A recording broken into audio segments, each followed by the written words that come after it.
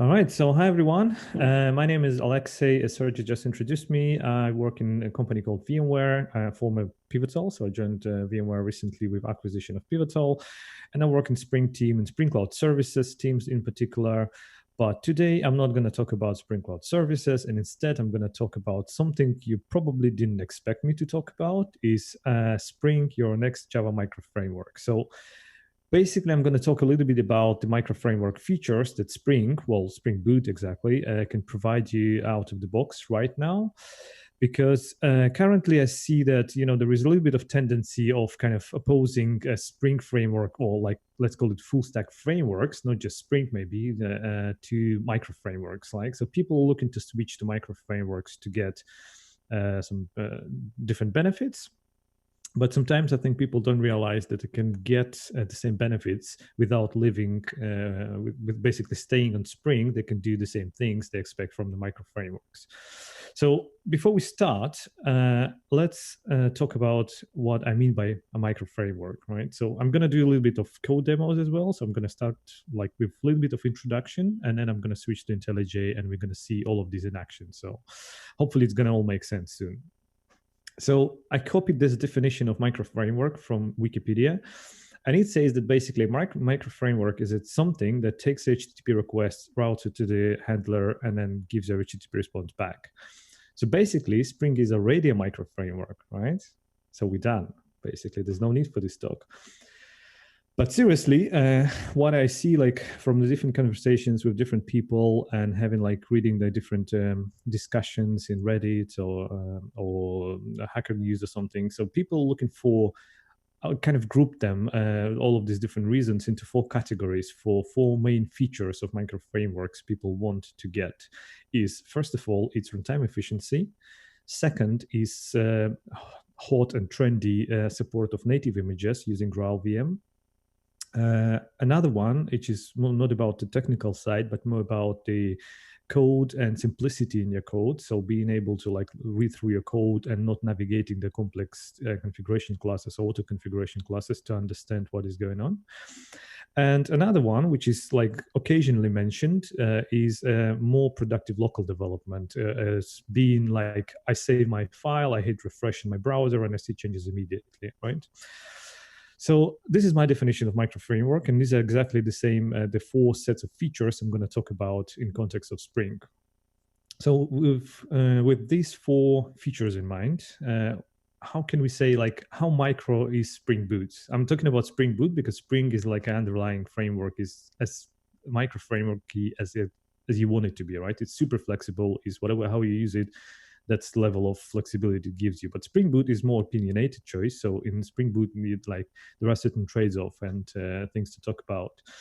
So when we talk about Spring Boot itself, I think it's important to start with the baseline and understand like what are you looking for? Like if you're looking for runtime performance, what exact runtime performance you're looking for? Like is it, I don't know, just optimizing for the sake of optimization, it's nothing, right? If you need a faster startup time because you run it in Amazon Lambda or something and you want to save some time, that's one thing, right? If you want to save some money on your cloud resources and you want to minimize how much memory application uses, that's another one. And it's a completely different set of optimizations, right? So always define, when you optimize your Spring Boot application into like a micro framework style, always define understand your baseline, so what you have at the moment, define your goals and measure it, because otherwise you're basically going to optimize for nothing. So it's a little bit hard to measure something like code simplicity, but it's also possible. You can do like team Roman votes or something. So you can basically measure how simpler or more complex it becomes. And also what is super important is you need to understand what is an anti-goal for you, because sometimes people say, I want to switch to a micro framework because I don't want reflection. But why? Like, it's just a tool, right? It's not doing anything good or bad. It's just a tool used by the framework.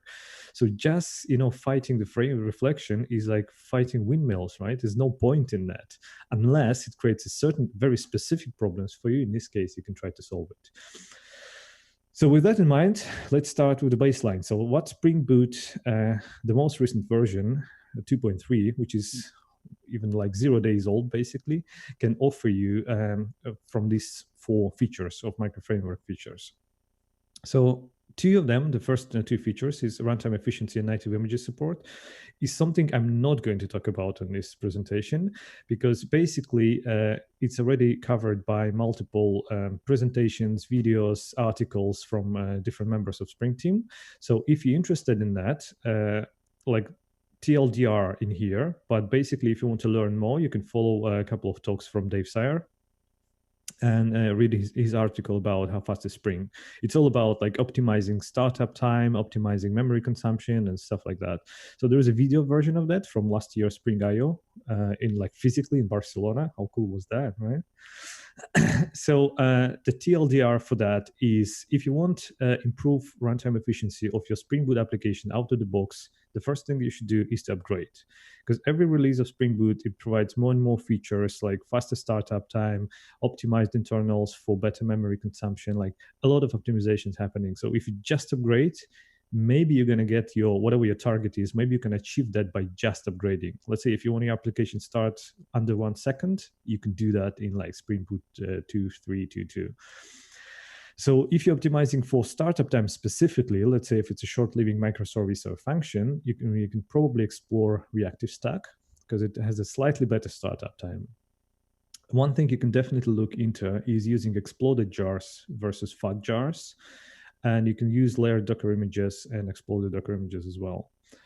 And if you're absolutely happy to sacrifice everything for your startup time, let's say if it's critical for you to start application as soon as possible, and then you're happy to sacrifice time to the first request for that, you can enable lazy beans in initialization with one setting in your YAML file. And with that, basically the application will start immediately, but when the bean first time accessed, it will take a little bit of time to initialize it. So you're basically kind of moving this trade-off from startup to the first request. So this is, as I said, this is TLDR. This is very short summary, and I'm not going to stop on that. So you can read much more in this blog post or in this talk. So what I'm saying is, maybe Spring Boot runtime performance is just fine for you. Don't try to optimize it just because you want it faster. Like if it doesn't create any problems for you, that's maybe just stop now and don't optimize at all. So the next one is native images support, which is like a very recent topic, I would say. Like recent in Java world is about maybe 2 or 3 years old, right? And this is all about how can you compile, take a Java application, a jar file, and compile it into a static binary with no dependencies, native for the platform, and you can run it in literally milliseconds with very low memory consumption. So some of the frameworks can offer it to you out of the box. And I sense like there is a little bit of perception in the community that, Spring Boot will never be compatible with GraalVM because of reflection. Well, that's simply not true, right? So Spring Boot, it can perfectly fine be compiled and run as a GraalVM native image. Even more than that, reflection is totally fine for GraalVM native image. There are limitations, yes, but there is nothing impossible in there, right? So the team is actively working on that. You can track progress in a project called Spring Graal Native. And I think there are a bunch of examples. You can just take an existing Spring Boot application and compile it into native image. And if you want to learn more, you can search for Sebastian talks about compiling Spring Boot applications to GraalVM native images. Again, I deliberately do not stop on this, like on runtime performance and native images, because already a lot have been said about it. So what I want to explore is a couple features of micro frameworks who people tend to think Spring Boot doesn't have, but it does. So first one is local development. So one of the kind of sell points of some of the frameworks is like I can enable super efficient, super quick feedback loop when I develop locally, right? So I start my application, I hit save, and I really refresh the page, and boom, you get it. In Spring or something like maybe in JE applications, you have to deploy it, compile it, start it, and then all of this stuff. Again, there is an absolutely amazing tool which surprisingly few people heard of. It's called Spring Boot DevTools. I'm actually curious now. Can you raise your hand if you ever heard of Spring? Oh, wait, it's not going to work. So I'm pretty sure that not too many people actually heard of it. And I'm glad if a lot of people have used that and tried that. So this is where I'm going to start. And now I'm going to switch to a demo and show you basically what I have for you. So here I have IntelliJ IDEA with a kind of traditional Spring Boot application. It's Spring Boot 2.3, and I have something you've probably seen like a million times already. I have a Spring Boot annotated class. I have a main method. I run the application. I also have a class called book, which is my entity, and I have a repository for this entity. I'm using R2DBC, which is reactive relational database connectivity for this application, but it could be JPA, like Spring Data GDBC or anything. So my application is reactive. It uses reactive stack, and to access database, it uses R2DBC. And I also have a controller. So my controller defines a resource called /book, and in /book, I have a get mapping to return a catalog of books, basically just a full list of books. And to make it a little bit more interesting, I also introduced a business logic. So my business logic is a thing called translation service. And a translation service, what it does, it takes a title of the book, and it takes a language, target language, and it translates it, this title into the target language. As you can see, I'm using the machine learning and a deep learning algorithm in here. So it's very basically going to support any book and any language, unless it's French and it's a year in Provence. So, I mean, nothing unusual, right? So I'm going to run it now. And as you can see, so first of all, this is the baseline, right? So absolutely nothing is happening. So let's just rerun it one more time. And my application starts in about 2 seconds, right? And this is like full-blown Spring application with scanning of components, auto configuration, R2DBC connectivity, scanning for repositories, creating repositories, like everything, like no compromises, right? And it starts in about 2 seconds. And taking into account that I have Zoom running, and which takes about like 95% of my CPU, so which is pretty good, I would say. Without any Zoom involved, I think you can run it in like about 1.5, 1.6 seconds, which I think is pretty good, right? It's just a normal Spring Boot application. I can now go to my browser. I can see the response from that. I'm going to zoom it so you can see it as well. So this is actually data from my database running locally, and this is the Postgres database, right? So I get the data, I can translate it to like different languages, or I can just return it in a plain JSON format. So this is our baseline, right? So the application started pretty quickly, but what I want to pay your attention to is, in addition to like traditional Spring Boot output on startup, can you see this DevTools messages, DevTools property, defaults active, and blah, blah, blah. And this one is just, it's so unusual to see in Java world, right? Live reload server is running. So what is that? Is now I have Spring Boot DevTools enabled. So I have it in my dependencies right here. As you can see, it's dev only, so I'm only going to use it when I develop locally. So with Spring Boot DevTools active, what I can do, I can just go to my translation service as an example, right? I can technically change anything. And let's say I'm going to change it to like something, right? So I change my business logic. So IntelliJ doesn't have this auto compile feature, but if you use something like Spring DevTools, or if you use Spring Tool Suite, if you use Spring Tool Suite, or if you use Eclipse or one of the tools that can actually compile it for you, you don't have to do that. But I'm going to compile it actually. So I just compiled the application. And as you can see, so there is another message of starting Spring Boot application. And what it is, this is Spring Boot DevTools kicking in. So the Spring Boot DevTools, the monitor for changes of class files and resources. So once that changed, they restart Spring application. It's a proper restart of Spring application from scratch on a already hot and prepared JVM instance. So they don't JVM is not restarted, but the Spring application is restarted. And as you can see, actually, this is time of Spring Boot application startup time minus JVM, right? So it takes only about half a second to start Spring Boot application, like a full Spring Boot application. And again, if I refresh my page if I enable my translation service by asking for French language, you see my changes immediately reflected in here, right? So I don't need to stop my application. I don't need to restart it. I don't need to redeploy it, of course. I can just change it, compile it, and get the changes reflected in my browser.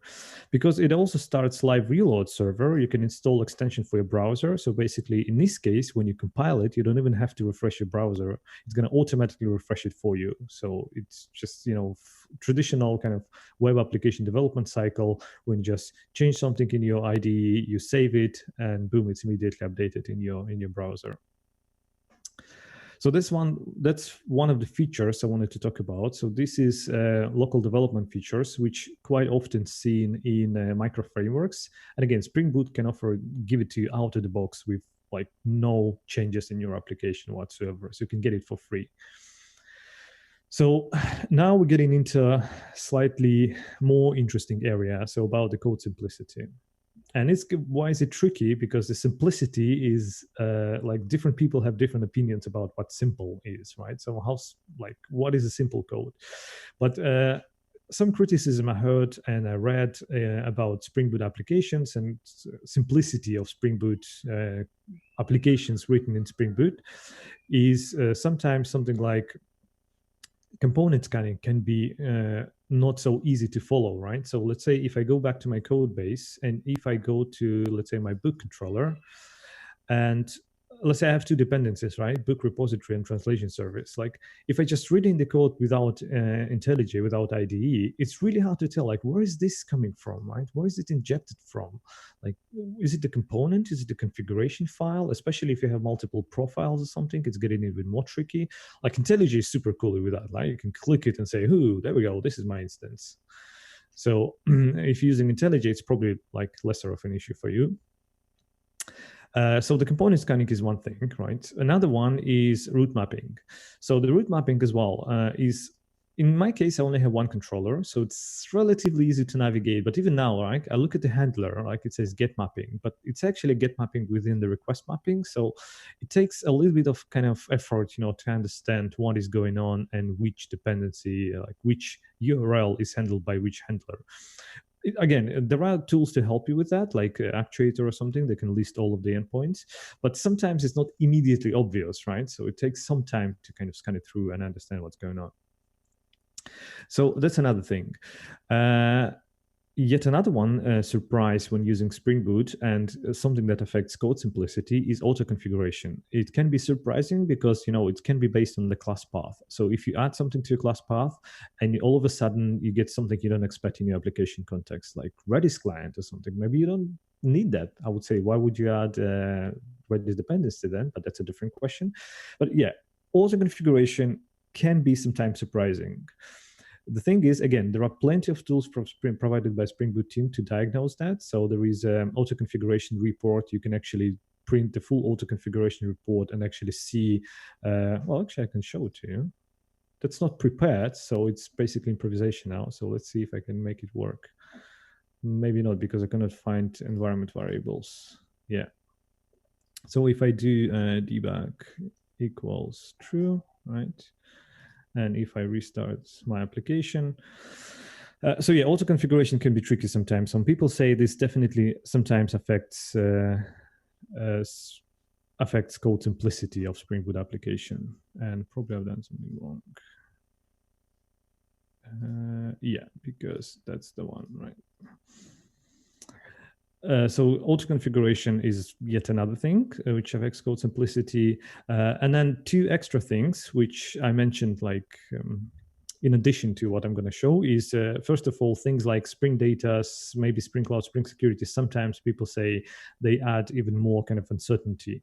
Well, keep in mind, these components are optional. So if you don't want, you can feel free, don't use them. Let's say if you don't want to use Spring Data and if you don't use auto-generated queries, that's totally fine just to write SQL. In good old days, you can just totally do that. That's fine. You're not going to be judged for that or blamed for that. And I would say the last argument, kind of which wraps up all of this code simplicity thing, I hear from people when they talk about micro frameworks, is I can describe my whole application in single main method and that's it, right? No scanning, no indirections, it's just all there. And this is my goal for today. I'm going to show to you how to refactor a traditional Spring Boot application into kind of micro framework style, everything described in a single application, in a single main method application.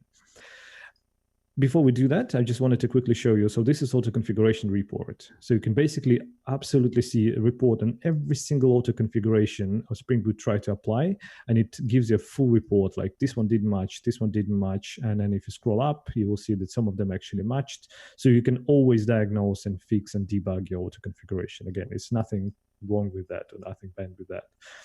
But auto configuration is not a subject for today. So as I said, we start with the traditional Spring Boot application. And what I'm going to do next is I'm going to switch to the next iteration of my code to show you one of the features to help to address this component scanning. I'm not going to call it an issue, right? But it's this specific. So the functional beans registration. So functional beans registration, what it does, it helps you to define your beans in your context without annotations, without XML, without anything. So you can define them as function calls. So you can say, I want to register a bean of a certain type in my application context, and you can give it an instance, which you can even create outside of the your configuration, right? You can just create it anywhere with just new keyword, and then you can inject it into your context. And the best thing you can, let's say in my example, let's jump to IntelliJ. Maybe it's going to be a little bit easier to show. So in my example, in my demo application, right? That. So in my demo application now, so I don't have component scanning anymore. So by mistake, I think I forgot to remove this component, but it doesn't really matter, right? So it doesn't have to be annotated with the component because component scanning is not enabled now. So the beans annotated with add component not going to be picked up. Instead, I create my translation service manually, and then I register it in this line in my application context using register bean call. And I'm using a feature called application context initializers.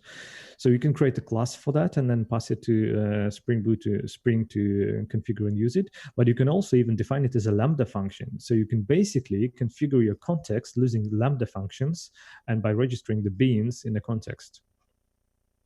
So this is a good example, right? So this is one of the beans I created manually, and I just register it in the context. Another one is actually a mix. So when I create book controller, I still want to get a bean of type book repository. So this one is created and configured by Spring Data. And this one is created and configured by me. So I can actually mix and match, right? So I don't have to go like commit fully to one style of auto configuration, to one style of configuration of my context. I can just pick whatever works for me. So and if I start the application, it's basically gonna work in a more or less the same way. So behavior doesn't change, right? So everything stays the same. Yeah, maybe debug output is a little bit verbose now, but I'm gonna keep it. And again, everything is working as it should, right? But now, instead of using component scanning, I can go to my main method and see, okay, what are the beans I have in my context? And like this one and this one, right? And I also can create beans manually or inject them or delegate it to Spring to create. So that was the first step to kind of to achieve to simplify your code a little bit and make it easier to navigate. If you find component scanning confusing, you can use functional beans registration and no annotations at all. So you can basically register them in Java code as it goes. So that's one thing. Another one on the way to micro framework style simplicity in your Spring Boot application is functional routing. So this is to address another concern is when you have your endpoints kind of spread around multiple controllers or REST controllers or something, and it's not immediately obvious, like what's your full, how your full routing table look like, right? To help to address that, what you can do, you can use functional root registration. I think it's called WebFlux FN or WebMVC FN. I might be wrong, but I'm going to show it to you in action and hopefully going to make sense. So now, in addition to my bean of type application translation service, which I don't register anymore, so it's irrelevant, sorry, ignore me.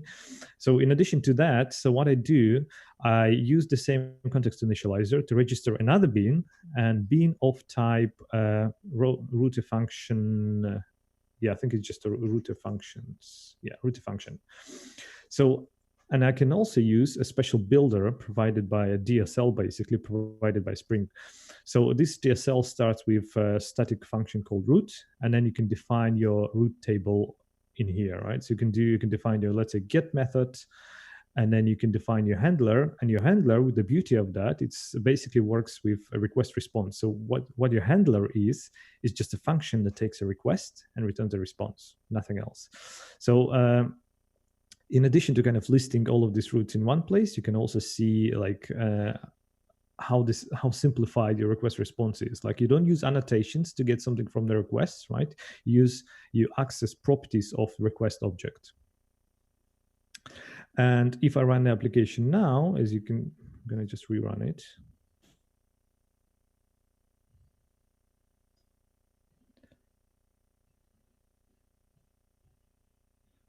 Right. So if I rerun it now,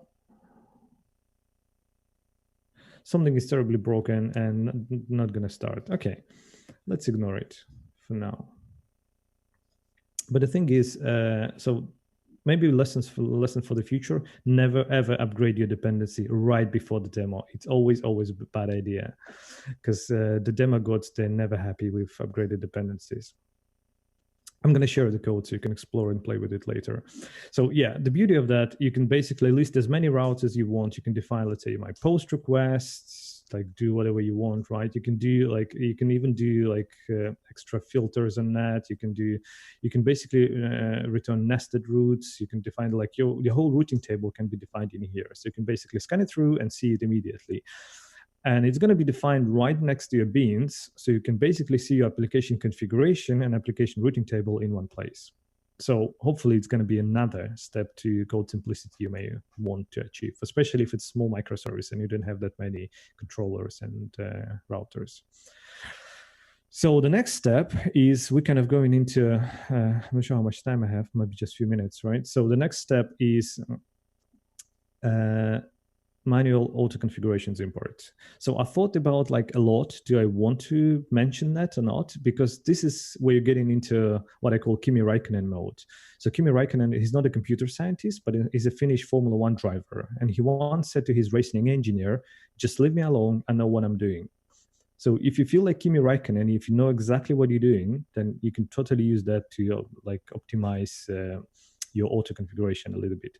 So in this example, let's say I have instead of using enable auto configuration, I listed all of the auto configurations I want in my application, and I passed them to Spring Application Builder on startup. So I'm gonna jump to the next version. Right. So yeah, in my example, right, I have 3 auto configurations for WebFlux, and I have 2 auto configurations for Spring Data. And as you can see, basically, it's pretty much what I'm going to do. I'm going to disable debug output. Right.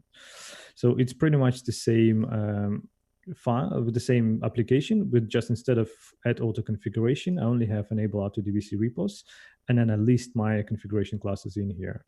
I can give it a go and see if it's going to start or not, but I'm pretty sure it won't, because I think IntelliJ is fairly unhappy with something. Oh, it's already started. Okay.